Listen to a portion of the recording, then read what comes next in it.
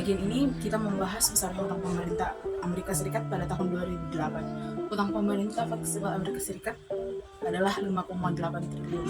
Selanjutnya kita akan membahas mengenai tabel 16.1 yang menunjukkan jumlah utang pemerintah untuk 28 negara besar yang dinyatakan sebagai persentase dari PDB masing-masing negara. Di bagian bawah dapat kita lihat negara Luksemburg dan Australia yang memiliki utang yang relatif kecil.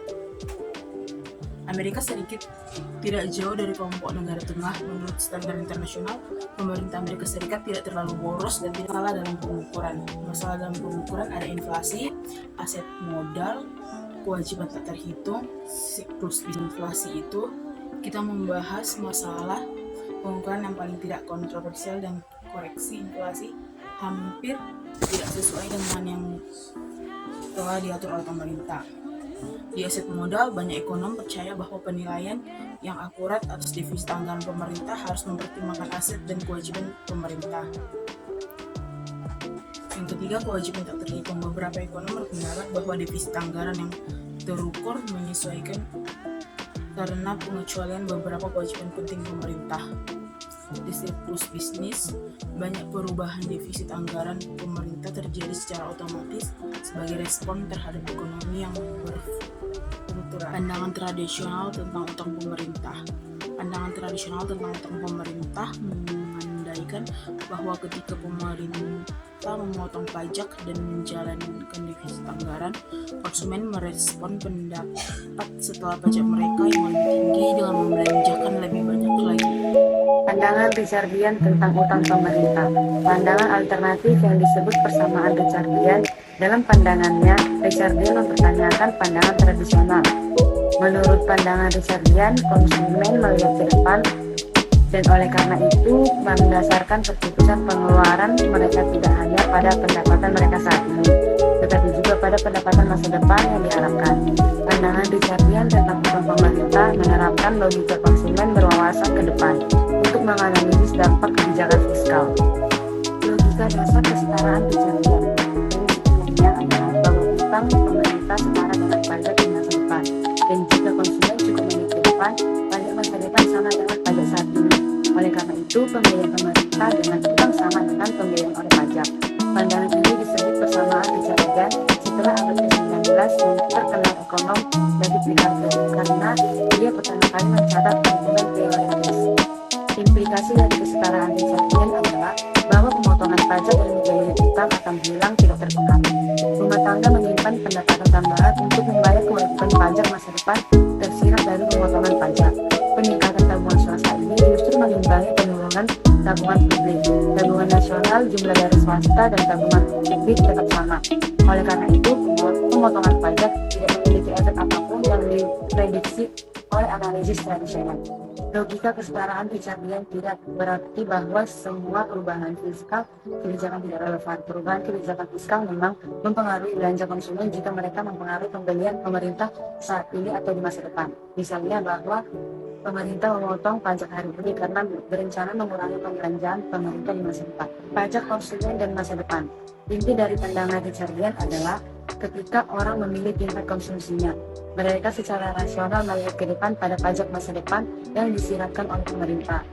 Miopia pendukung pandangan Richardian tentang kebijakan fiskal berasumsi bahwa orang rasional ketika membuat keputusan seperti membeli beberapa banyak pendapatan mereka dikonsumsi dan berapa banyak yang harus dihemat. Ketika pemerintah meminjam untuk membayar pengeluaran saat ini, konsumen rasional melihat ke depan untuk pajak masa depan yang diperlukan mendukung utang ini. Dengan demikian, pandangan Richardian mengandai bahwa orang memiliki pengetahuan dan pandangan jauh ke depan yang substansial. Tip lain tentang utang pemerintah. Perdebatan kebijakan atas utang pemerintah memiliki banyak sisi. Berdasarkan pandangan tradisional, defisit anggaran pemerintah memperluas permintaan agregat dan merangsang output dalam jangka pendek, tetapi mendesak keluar modal dan menekan pertumbuhan ekonomi dalam jangka panjang. Menurut pandangan Richardian, sebuah pemerintah defisit anggaran tidak memiliki efek tersebut, karena konsumen memahami bahwa defisit anggaran hanya merupakan penundaan beban pajak. Anggaran berimbang versus kebijakan fiskal optimal. Topik perdebatan politik yang berulang adalah apakah konstitusi juga harus mensyaratkan anggaran berimbang untuk pemerintah federal.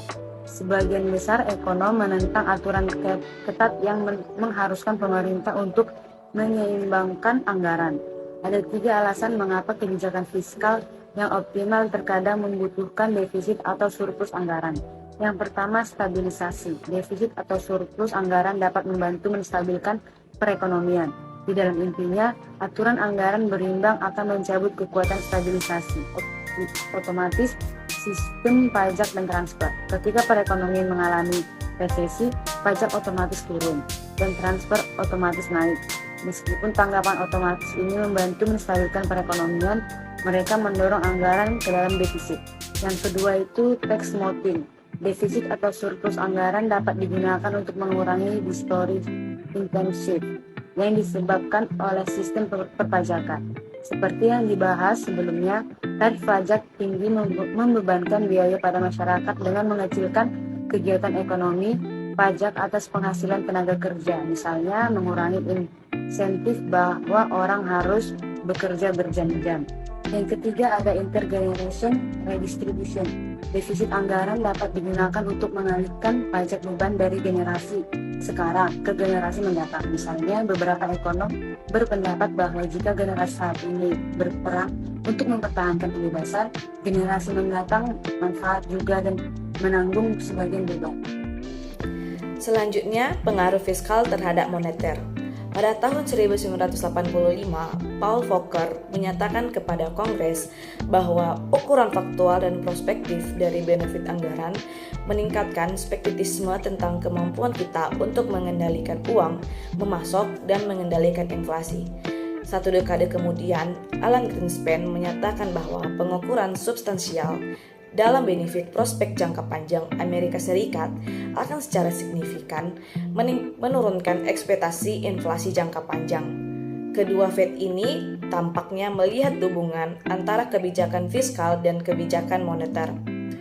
Seperti yang kita lihat, salah satu cara untuk pemerintah membiayai defisit anggaran hanyalah untuk mencetak uang, sebuah kebijakan yang menyebabkan inflasi yang lebih tinggi.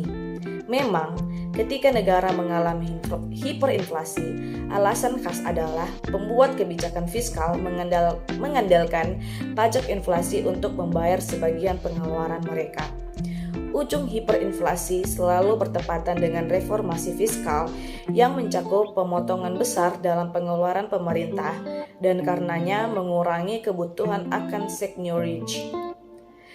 Selain hubungan antara defisit anggaran dan inflasi, beberapa ekonom telah menyarankan bahwa tingkat utang yang tinggi juga dapat mendorong pemerintah untuk menciptakan inflasi, karena sebagian utang pemerintah ditentukan dalam istilah nominal. Nilai real utang turun ketika tingkat harga naik. Meskipun ada kekhawatiran tentang kemungkinan hubungan antara utang pemerintah dan kebijakan moneter, ada sedikit bukti bahwa kaitan ini penting di sebagian besar negara maju, seperti di Amerika Serikat. Misalnya, inflasi tinggi di tahun 1970-an, meskipun utang pemerintah relatif rendah terhadap PDB. Pembuat kebijakan moneter mengendalikan inflasi pada awal 1980-an, sama seperti pembuat kebijakan fiskal mulai menjalankan defisit anggaran yang besar dan meningkatkan utang pemerintah. Yang selanjutnya yaitu utang dan proses politik. Kebijakan fiskal dibuat bukan oleh malaikat, tetapi oleh proses politik yang tidak sempurna. Beberapa ekonom khawatir bahwa kemungkinan pembiayaan pengeluaran pemerintah dengan menerbitkan uang membuat proses politik menjadi lebih buruk. Gagasan ini memiliki sejarah panjang. Ekonom abad ke-19, Knut Wicksell, mengklaim bahwa jika manfaat dari beberapa jenis pengeluaran pemerintah melebihi biaya, itu mungkin untuk membiayai pengeluaran itu dengan cara yang akan diterima dukungan bulat dari para pemilih. Dia menyimpulkan bahwa pengeluaran pemerintah harus dilakukan hanya ketika dukungan pada kenyataannya hampir bulat. Yang selanjutnya yaitu dimensi internasional. Utang pemerintah dapat mempengaruhi peran suatu negara dalam perekonomian dunia. Ketika defisit anggaran pemerintah mengurangi tabungan nasional, itu menyebabkan defisit perdagangan. yang pada gilirannya dibiayai dengan meminjam dari luar negeri.